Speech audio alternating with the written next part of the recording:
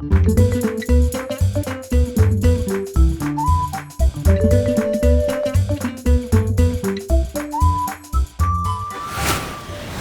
amigos, ¿cómo están? Hey guys, welcome back to the Language Tutor Spanish series. Good to have you with me on this episode.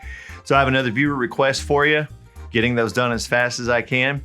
So I want to talk about the verb become in Spanish today.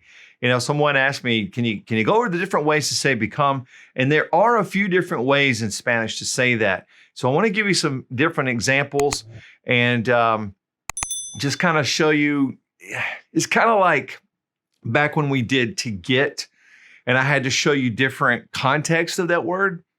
So that's what I want to do with this word. This will be kind of a short lesson, but I want to show you the different context. And sometimes you have to kind of think differently about it, okay?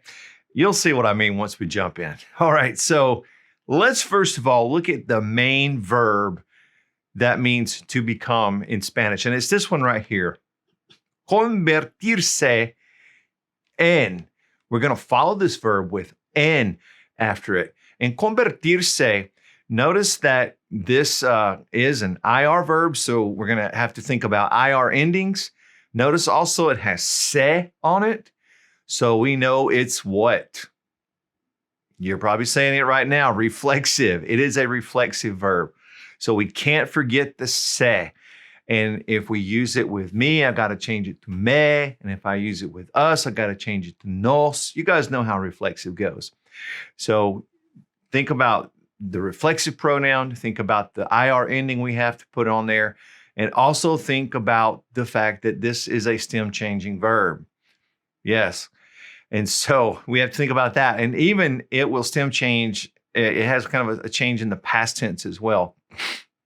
So several things to remember about this verb, but again, I'm going to tell you with a verb like this, the best thing to do, just really get those conjugations in your head and speak it all the time because then it will sound natural to you. All right, so let's look at a sentence with this. He became a French teacher.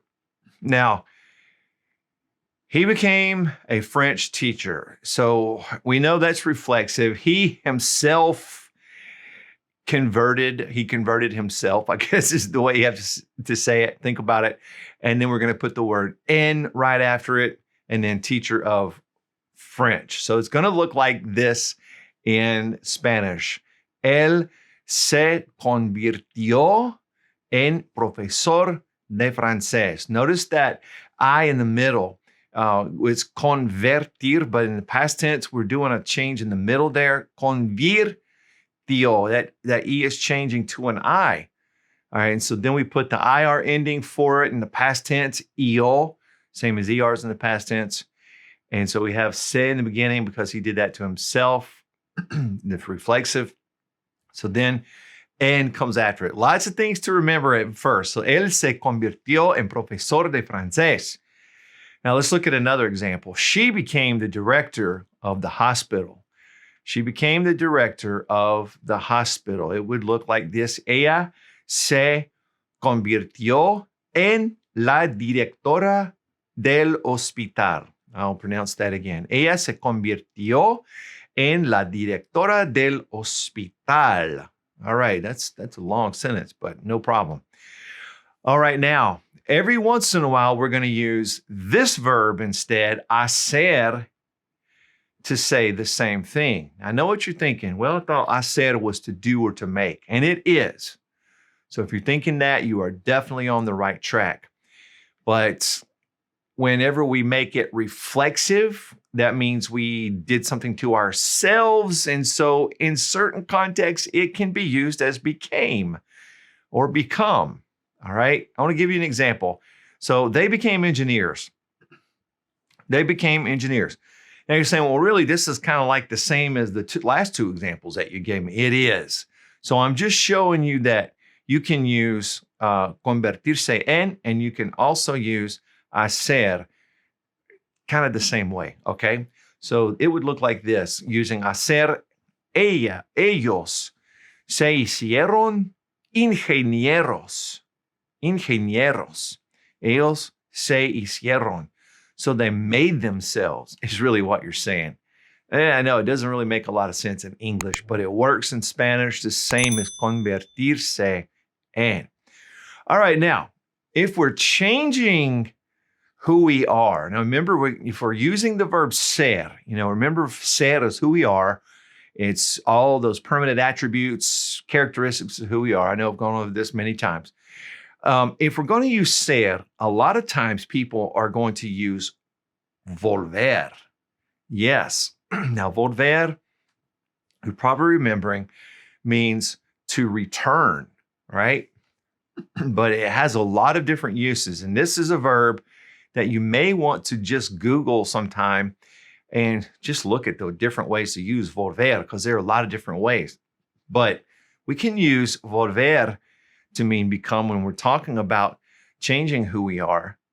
Anytime you use ser, if we're changing that, then that might be used volver to say become. So here's an example. People like to change their hair color. So she became blonde. All right. So she went home and dyed her hair. She became blonde. This is common. Se volvió rubia. Se volvió rubia. Okay. She became blind. We can use volver with ser, changing who she is, the way we are, okay, our characteristics. Now, if we're going to discuss feelings, okay, anytime we're discussing I became a certain way, talking about feelings, we can use this verb, poner. Poner can be used, because that means put. And so we can use that for become in certain situations. Like, watch this example. It made me sad. Okay. Now I'm saying it made me sad, but really I became sad. It's all the same. So if you're thinking, I became really sad, she became really upset, you're really all kind of saying the same thing in Spanish. Okay. So it made me sad. Me puso triste. Me puso triste. That's the same thing as I became sad. Okay, so remember, if you're wanting to say become or something made you a certain feeling, we can use poner to say that. All right, now I want to give you one more example, and this is going to use the verb llegar a ser. To arrive to be is really what you're saying. Llegar means to arrive. I learned that a long time ago, earlier on in the lessons. All right. So we can say to arriving to be. That's how we're saying becoming something. It's possible he'll become the president. That's a question that some people ask themselves at election time. It's possible, and maybe you like that, and maybe you don't. I don't know. But anyway, so it's possible he'll become the president. It looked like this. Es posible que llegue a ser el presidente. It's possible he'll become que llegue a ser el presidente. All right, so we're using that subjunctive after que. Es posible, it's possible. All right, now, guys, that hopefully gives you some good information on how to use become in different ways in Spanish. And gracias to my amigo on the Language Tutor Spanish Facebook page who sent me that idea. And I thought it was a great idea. So here you go. Here's your lesson, my friend, mi amigo. All right, guys. Hey, join me on the podcast, the Language Tutor Spanish podcast.